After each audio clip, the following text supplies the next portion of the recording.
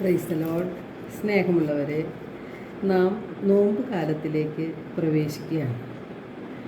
നമ്മുടെ ഹൃദയ വിശുദ്ധി വരുത്തുകയും ജീവിതത്തെ നവീകരിക്കുകയും ചെയ്തുകൊണ്ട് മനുഷ്യരെ സ്നേഹിക്കുവാനും ദൈവത്തെ സ്നേഹിക്കുവാനും നമുക്ക് ഏറ്റവും കൂടുതൽ ലഭിക്കുന്ന അവസരമാണിത്.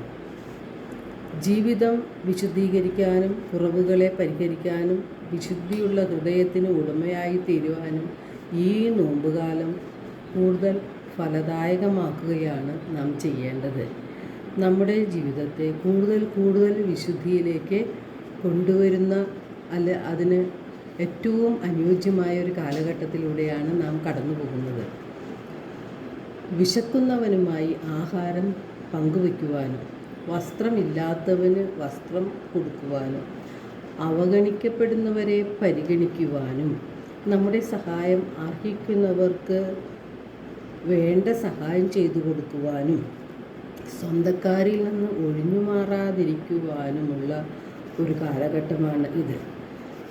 അങ്ങനെയാണ് നാം ദൈവത്തെ സ്നേഹിക്കേണ്ടത്.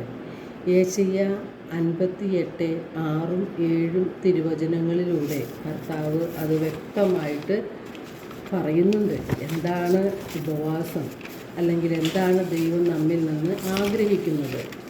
ദുഷ്ടതയുടെ കെട്ടുകൾ പൊട്ടിക്കുകയും നുകത്തിൻ്റെ കയറുകൾ അഴിക്കുകയും മർദ്ദിതരെ സ്വതന്ത്രരാക്കുകയും എല്ലാ നുകങ്ങളും ഒടിക്കുകയും ചെയ്യുന്നതല്ലേ ഞാൻ ആഗ്രഹിക്കുന്ന ഉപവാസം. വിശക്കുന്നവനുമായി ആഹാരം പങ്കുവയ്ക്കുകയും ഭവനരഹിതനെ വീട്ടിൽ സ്വീകരിക്കുകയും നഗ്നനെ ഉടുപ്പിക്കുകയും സ്വന്തക്കാരിൽ നിന്ന് ഒഴിഞ്ഞു മാറാതിരിക്കുകയും ചെയ്യുന്നതല്ലേ അത്. നാം പ്രാർത്ഥനയിലൂടെയും ഉപവാസത്തിലൂടെയും കടന്നു പോകുമ്പോൾ നമ്മുടെ ചിന്തകളിലും മനോഭാവങ്ങളിലും പ്രവർത്തന രീതിയിലും മാറ്റം വന്നിട്ടുണ്ടോ എന്നാണ് നാം ആത്മശോധന ചെയ്യേണ്ടത്.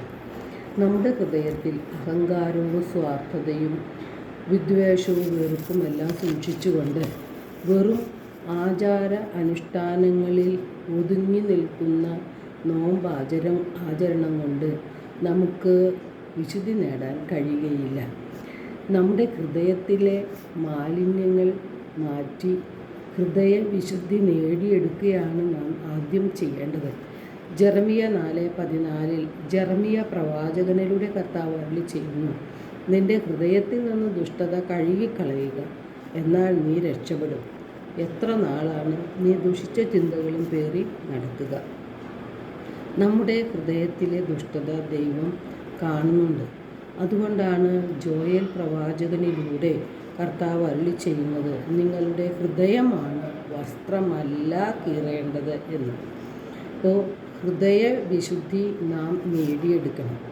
നാം ആത്മാവിൻ്റെ പ്രേരണയനുസരിച്ച് ജീവിക്കണം. അതിന് പരിശുദ്ധാത്മാവിൻ്റെ സഹായം നാം അപേക്ഷിക്കുകയും ചെയ്യണം. അപ്പോൾ പരിശുദ്ധാത്മാവിൻ്റെ സഹായത്തോടു കൂടി നമ്മുടെ ആത്മാവ് തരുന്ന പ്രേരണയനുസരിച്ച് അനുദിനം ജീവിക്കുവാൻ നമുക്ക് സാധിക്കും. ദൈവം നമ്മെ വിളിച്ചിരിക്കുന്നത് അശുദ്ധിയിലേക്കല്ല വിശുദ്ധിയിലേക്കാണ് എന്ന കാര്യം നാം മറന്നു പോകരുത്. നാം യേശുവിനെ സ്നേഹിക്കുന്നുണ്ടെങ്കിൽ നാം യേശുവിൻ്റെ വചനം പാലിക്കും. യേശുവിൻ്റെ വചനം നമ്മെ വിശുദ്ധീകരിക്കും.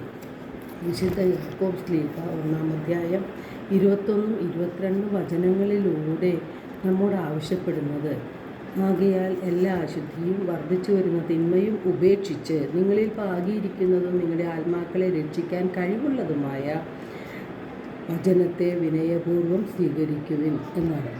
നിങ്ങൾ വചനം കേൾക്കുക മാത്രം ചെയ്യുന്ന ആത്മവഞ്ചകരാകാതെ അത് അനുവർത്തിക്കുന്നവരും ആയിരിക്കുവിൻ. നാം ദൈവത്തിൻ്റെ വചനം അനുസരിച്ച് ജീവിക്കുമ്പോൾ നമ്മുടെ ഹൃദയത്തിലും ചിന്തകളിലും പ്രവർത്തന രീതികളിലും മാറ്റം ഉണ്ടാകും.